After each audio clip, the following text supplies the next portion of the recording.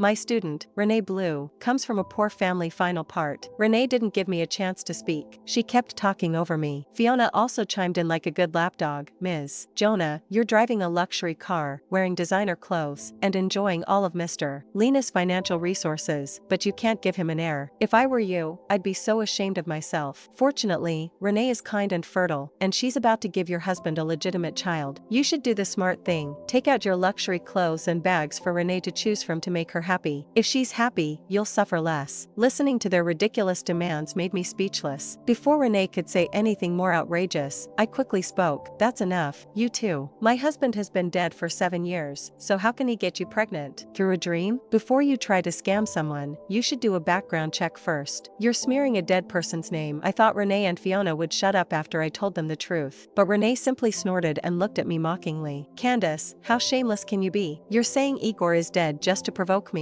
He's your husband, you vicious woman. I'll definitely tell Igor about this the next time I see him. He'll dump you immediately. Fiona immediately comforted Renee. There's no need to get mad. She's not worth it. She's probably just saying that to make you mad so that it'll affect your pregnancy. You're evil, Ms. Jonah. Hearing that, Renee immediately feigned understanding. Her gaze became filled with hostility. So that's your plan. Candace, just so you know, the baby is a boy. Igor already took me to check the gender. Igor said that as soon as the baby's born, he'll have a life of wealth and comfort, so don't even think about laying a finger on my son. In extreme exasperation, I found myself laughing. I looked right at Renee and said, "Are you deaf? I said my husband's dead, so there's no way he can get you pregnant. If you've been scammed, go to the police. Don't come to me and act crazy." Nonsense. Renee couldn't hold back her anger anymore after hearing that. She took out her phone and held up a photo for me to see. Look, this is the president's office of Lena's Corporation. Who else can enter this office besides your husband? Who else can control the entire Lena's Corporation? If you dare say Igor is dead again, I'll call Igor right now and tell him to divorce you immediately. I checked out the photo. It really was the president's office of Lena's Corporation. But who else could enter the office besides me? The company's cleaning lady? My assistant? The more I thought about it, the more confused I became. I waved my hand dismissively. Okay, call him right now. Tell him to divorce me right now. Let's see what you can do. Renee angrily took out her phone and called several times, but no one answered. She cleared her throat awkwardly and said, Igor must be in a meeting. I'll tell him when he calls me back after the meeting. I took a deep breath and looked at Renee. As your lecturer, out of responsibility for you, I'll tell you again. My husband is dead. If the person who got you pregnant told you he was my husband, then you've probably been scammed. Also, I don't know how you got that photo, but Lena's Corporation has been under my leadership in recent years.